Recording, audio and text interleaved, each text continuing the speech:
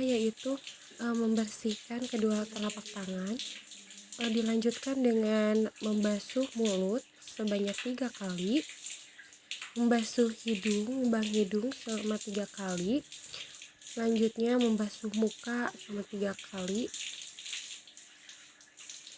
mencuci tangan bagian kanan terlebih dahulu, dilanjut dengan tangan kiri, kemudian membasuh kepala dan telinga.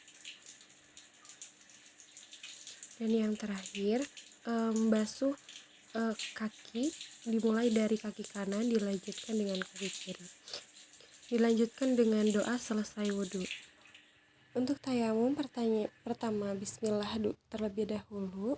Selanjutnya menempelkan tangan kepada debu, lalu membersihkan debu sedikit, lalu mengusapkannya kepada wajah, lalu menempelkan tangan kepada debu kembali, lalu diusapkan kepada tangan dan diawali dengan tangan kanan, selanjutnya tangan kiri, dan selesai.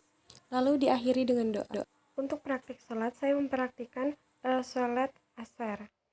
Nah, saya pertama-tama membaca niat sholat asar, selanjutnya takbiratul ihram, dan untuk takbir pertama saya membaca Al-Fatihah dan surat An-Nas.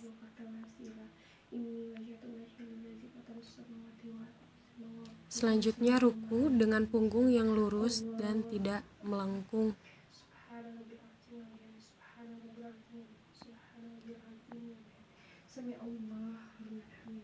Selanjutnya sujud. Untuk sujud itu diusahakan dan wajib jidat dengan hidung itu menyentuh langsung dengan sajadah, tidak terhalang mukena maupun tangan.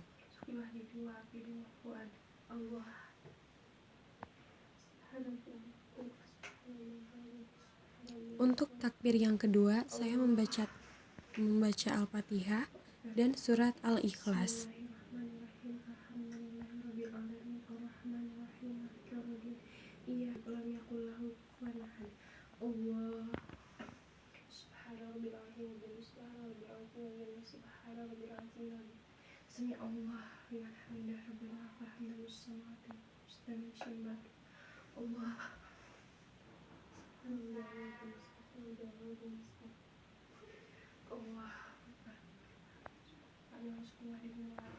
Untuk di rakaat kedua ini, sebelum melakukan rakaat ketiga, dilakukan tasyahud awal terlebih dahulu.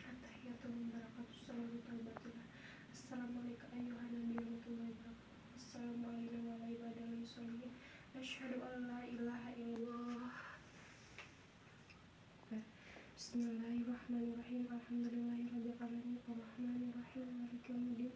Iyyaka na'budu wa iyyaka nasta'in ihdinas siratal mustaqim siratal ladzina an'amta 'alaihim ghairil maghdubi 'alaihim waladdallin. Allah subhanallah azim subhanallah azim subhanallah azim. Subhanallah liman hamidah rabbana lakal samawati wal ardi wa ma syi'ta min syai'in. Allah subhanallah Allah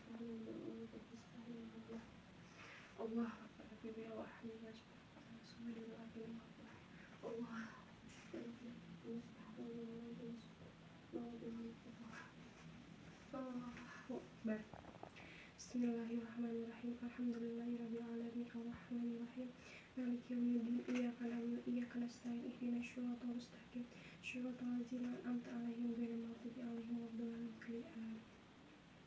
Allah subhanallah azim subhanallah azim. Sami Allah liman hamidah lakal samawati Allah.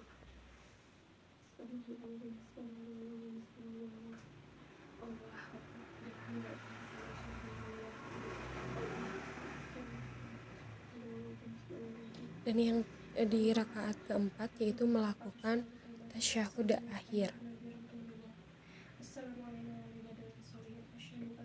ditutup dengan salam yang dimulai dari salam ke kanan dan ke kiri.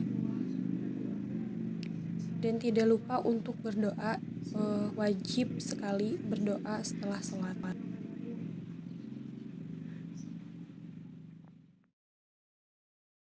Di zaman modern ini, Teknologi semakin canggih, namun manusia justru menjadi kehilangan arah.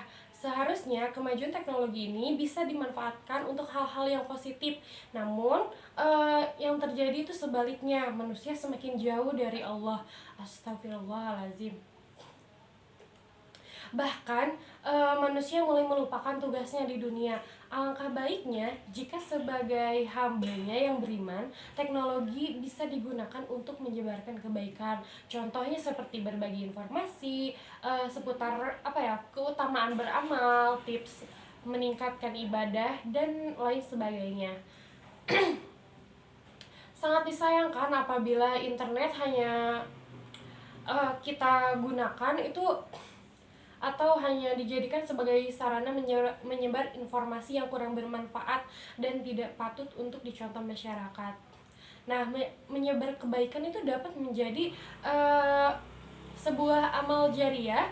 Begitu pula saat memberi contoh buruk, maka akan menjadi dosa jariah yang terus-menerus mengalir walaupun sudah meninggal. Nah, semua perbuatan baik maupun buruk akan mendapat balasan. Perbuatan baik tidak hanya mendatangkan pahala saja, melainkan juga memperoleh ampunan. Oleh karena itu, alangkah baiknya jika kita selalu berbuat baik dimanapun, karena ada Allah yang selalu mengawasi. Nah, jika ingin berbuat baik, maka sebaiknya dilakukan secara sembunyi-sembunyi, karena lebih baik hanya Allah saja yang mengetahuinya. Hal ini dilakukan untuk mencegah timbulnya rasa sombong.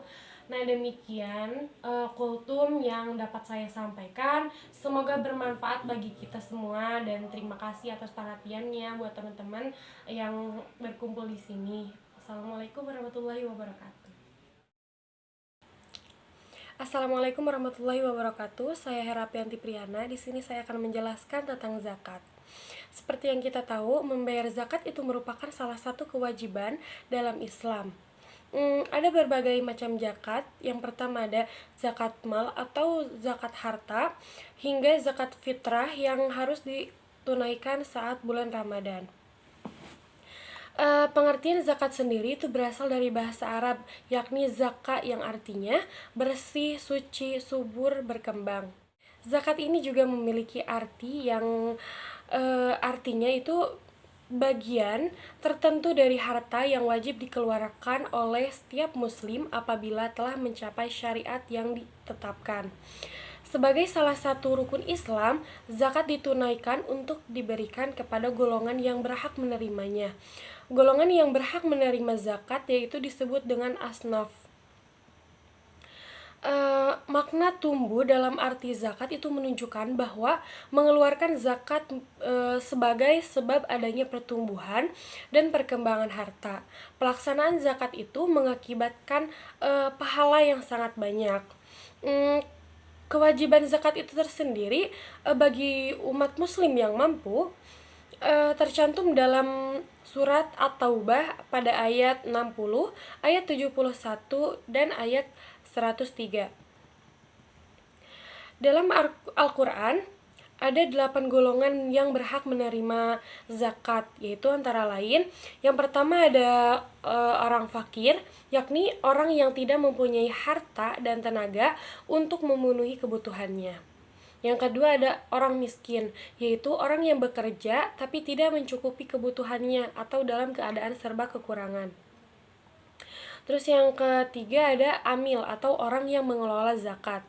Yang keempat yaitu mu'alaf atau orang yang baru masuk Islam. Yang kelima yaitu hamba sahaya. Yang keenam orang yang berhutang. Yang ketujuh sabilillah atau orang yang berjuang di jalan Allah. Dan yang terakhir ibnu sabil atau sedang melakukan perjalanan. Zakat dikeluarkan dari harta yang dimiliki, akan tetapi tidak semua harta terkena kewajiban zakat. Syarat dikenakannya zakat atas harta diantaranya yaitu harta tersebut merupakan barang halal dan diperoleh dengan cara yang halal. Yang kedua, harta tersebut memiliki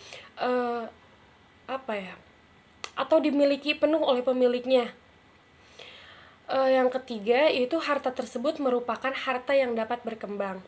Yang keempat yaitu harta tersebut mencapai nisab sesuai jenis hartanya. Yang kelima, harta tersebut melewati haul. Dan yang terakhir, pemilik harta tidak memiliki hutang jangka pendek yang harus dilunasi.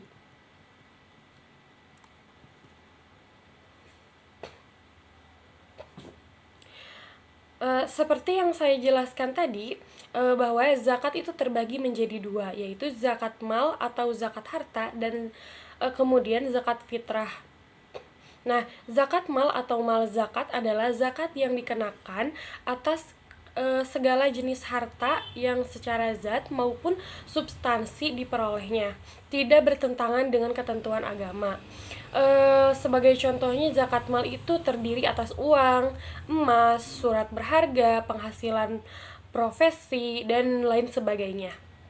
Di Indonesia sendiri, pemungutan dan pengelolaan zakat diatur dalam Undang-Undang Nomor 23 Tahun 2011 tentang pengelolaan zakat dan Peraturan Menteri Agama Nomor 31 Tahun 2019. Zakat baru bisa dikenakan apabila sudah memenuhi kriteria, yakni harta tersebut merupakan milik penuh, diperoleh dari cara yang halal, dan mencapai nisab. Untuk perhitungan zakat sendiri, untuk zakat fitrah, besarnya pembayaran zakat fitrah itu menggunakan standar beras 2,5 kg atau setara 3,5 liter beras atau makanan pokok lain yang berlaku. Selanjutnya yaitu zakat fitrah. Zakat fitrah ini dibayarkan setahun sekali saat bulan Ramadan. Di Indonesia, pembayaran zakat fitrah biasanya dilakukan menjelang mendekati Hari Raya Idul Fitri. Nah, untuk zakat mal sendiri, perhitungannya yaitu dengan mengalihkan dengan 2,5% dan telah memenuhi syarat nisab. Nisab zakat adalah batasan antara apakah kekayaan itu wajib zakat atau tidak. Nah, jika harta yang dimiliki seseorang telah mencapai nisab, maka kekayaan tersebut wajib zakat. Jika belum mencapai nisab, maka tidak wajib pajak. Sekian dari saya tentang materi zakat. Kurang dan lebihnya mohon dimaafkan. Assalamualaikum warahmatullahi wabarakatuh. Assalamualaikum warahmatullahi wabarakatuh. Selanjutnya saya akan menjelaskan tentang haji. Nah, seperti yang kita tahu, haji itu berkunjung ke Ka'bah di Mekah. Nah, untuk pengertiannya sendiri, pengertian haji ini yaitu mengunjungi Baitul Ka'bah di Mekah untuk melakukan amal ibadah tertentu dengan syarat-syarat tertentu pula. Nah, ibadah haji ini merupakan salah satu dari rukun Islam, yakni pada rukun yang kelima yang wajib dikerjakan bagi setiap muslim, tentunya bagi yang mampu, baik itu laki-laki maupun perempuan yang mampu dan telah memenuhi syarat. Orang yang melakukan ibadah haji wajib memenuhi ketentuan-ketentuannya. Menunaikan ibadah haji diwajibkan atas setiap muslim yang mampu mengerjakannya dan seumur hidup sekali. Bagi mereka yang mengerjakan haji lebih dari satu, hukumnya sunnah. Untuk menunaikan ibadah haji tentunya ada syarat-syaratnya, yaitu seperti beribadah sehat, maksudnya yaitu orang sakit atau lemah fisiknya dapat mewakilkan kepada orang lain jika ia mampu membiayainya. Nah, yang kedua ada kendaraan yang dapat mengantar ulang. Yang kedua yaitu ada kendaraan yang dapat mengantar pulang dan pergi ke Makkah bagi orang yang di luar Makkah. Yang ketiga, aman dalam perjalanan, artinya jiwa dan hartanya terjamin keselamatannya. Yang keempat yaitu memiliki bekal yang cukup. Artinya harta yang dimiliki cukup untuk memenuhi kebutuhan hidup selama mengerjakan haji. Nah, termasuk juga cukup untuk menjamin kebutuhan keluarga yang ditinggalkan. Nah, yang kelima, bagi perempuan harus dengan suaminya atau diserta mahram atau dengan perempuan lain yang ada mahramnya. Syarat-syarat haji yang harus dipenuhi yaitu beragama Islam, terus berakal sehat, balik dan dewasa, merdeka atau bukan budak gitu. Dan yang terakhir kuasa dan mampu melakukannya.